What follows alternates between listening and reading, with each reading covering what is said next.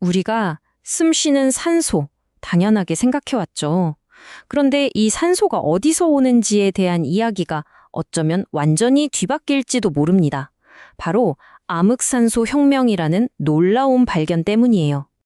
자, 한번 생각해 보세요. 우리가 매일, 매 순간 들이마시는 이 공기, 도대체 어디서 오는 걸까요? 아주 단순한 질문 같지만 그 답은 생각보다 복잡합니다. 지금까지 수십억 년 동안 말이죠. 우리는 그 답이 딱 하나라고만 믿어왔습니다. 하지만 이제 우리가 전혀 상상하지 못했던 새로운 가능성이 열리고 있어요. 자, 이 새로운 이야기를 제대로 이해하려면 먼저 우리가 기존에 알던 것부터 짚고 넘어가야겠죠? 바로 제1의 산소 혁명 이야기입니다. 아주 작은 미생물 하나가 어떻게 이 세상을 통째로 바꿨는지 말이에요. 지구의 역사를 한번 쭉 훑어볼까요? 45억 년 전 지구가 처음 생겼을 땐 산소가 거의 없었어요. 그러다 38억 년 전 산소 없이 사는 첫 생명체가 등장했고요. 그리고 마침내 30억 년 전 모든 걸 바꿀 게임 체인저, 시아노박테리아가 나타나면서 진자 대격변이 시작됩니다. 이 시아노박테리아가 가져온 변화는 정말 극적이었습니다. 한편으로는 산소를 만들어내는 창조자였지만 다른 한편으론 파괴자였죠. 왜냐하면 당시 대부분의 생명체에게 이 산소는 맹독이나 다름없었거든요. 결국 엄청난 대멸종을 불러왔습니다.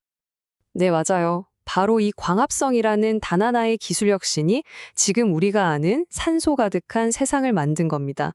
그리고 아주 오랫동안 이게 우리가 아는 산소 이야기의 전부였어요. 자, 이제부터 이야기의 새로운 장으로 넘어갑니다. 정말 아무도 예상치 못한 곳에서 시작된 아주 기묘한 이야기죠. 어떤 발견은요, 그야말로 과학적 상식을 송두리째 뒤흔든다고 표현하는데요. 바로 이번 발견이 그랬습니다. 우리가 알던 모든 것이 바뀔 수 있다는 신호탄이었죠. 한번 상상해 보세요. 만약에 산소가 빛 한 줌 없는 완벽한 어둠 속에서 만들어질 수 있다면 어떨 것 같으세요? 이게 바로 이 발견이 던지는 핵심적인 역설입니다. 이 미스터리의 근원은요, 빛이 전혀 닿지 않는 깊고 깊은 바닷속에 있었습니다. 바로 이 사진에 보이는 꼭 감자처럼 생긴 기묘한 돌멩이들, 다금속 단괴에서 시작됐죠. 그래서 과학자들은 이 새로운 개념에 이름을 붙였습니다. 바로 암흑산소. 말 그대로 햇빛 없이 전기화학적인 과정을 통해서 생성되는 산소를 뜻합니다. 아니, 햇빛도 없이 어떻게 산소를 만든다는 걸까요?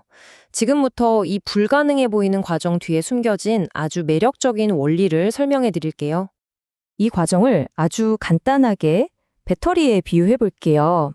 첫째, 이 다금속 단계가 바닷속에서 작은 천연 배터리처럼 작동합니다. 둘째, 여기서 작지만 꾸준한 전기가 생겨나요. 셋째, 이 전기가 주변의 물 분자, 즉 H2O를 분해할 만큼 충분한 힘을 가지고 있는 거죠. 그리고 마지막으로 그 결과 빛 한 방울 없이 우리가 숨 쉴 수 있는 산소가 만들어지는 겁니다. 정말 놀랍지 않나요? 실제로 측정된 전압이 얼마인지 아세요? 바로 0.96V입니다. 우리가 흔히 쓰는 AA 건전지가 1.5V 정도 되니까 그렇게 강한 전압은 아니에요. 그런데도 이 작은 힘이 이렇게 엄청난 일을 해낼 수 있다는 거죠. 자, 그럼 이제 좀 더 시야를 넓혀볼까요? 이 발견이 왜 그렇게 중요한지, 이게 왜 모든 것을 바꿀 수 있는지 한번 알아보겠습니다. 이 발견이 던지는 가능성은 정말 상상을 초월해요. 첫째, 우리가 전혀 몰랐던 심해 산소 오아시스 같은 새로운 생태계가 있을 수 있다는 거고요.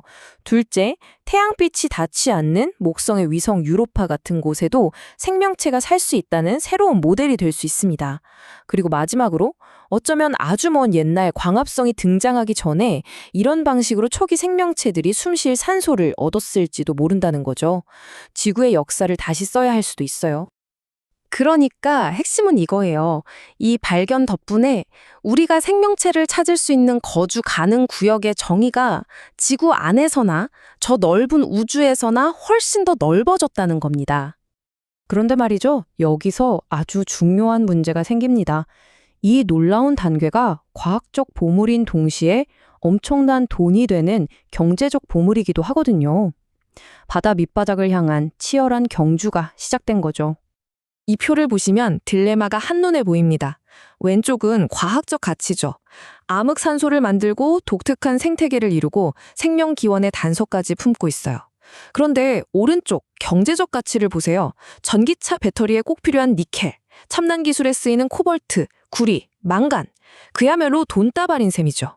생명의 요람이냐 아니면 산업 자원이냐 선택의 기로에 놓인 겁니다. 그 경제적 가치가 어느 정도냐면요. 심해에 묻혀있는 광물 자원이 육지에 있는 모든 자원을 합친 것보다 무려 20배는 많을 것으로 추정됩니다. 20배요. 어마어마하죠. 이 그래프를 보면 심해 채굴에 대한 열기가 얼마나 뜨거운지 알 수 있어요. 불과 10년도 안 되는 사이에 관련 광물들의 가치가 200% 이상 폭등했습니다. 이건 거대한 경제적 동력이 있다는 뜻이죠. 이건 그냥 과학자나 기업가들만의 이야기가 아니에요. 바로 다음 세대, 미래의 과학자들이 이 모든 상황을 아주 유심히 지켜보고 있습니다. 실제로 한 국제학교 과학 매거진 글럽의 초록을 보면 이런 내용이 나와요. 다금 속 단계 추출이 가져올 영향과 그 윤리적 문제에 대해 탐구할 것이다. 학생들조차 이 문제의 심각성을 정확히 꿰뚫어 보고 있는 거죠. 자, 마지막으로 이 질문을 던져봅니다. 우리는 전기차 같은 녹색 미래를 향해 달려가고 있습니다. 그런데 그 과정에서 생명의 과거가 담긴 이 엄청난 비밀을 우리가 제대로 이해하기도 전에 영원히 파괴해버리는 건 아닐까요? 이 질문에 대한 답은 우리 모두의 손에 달려 있습니다.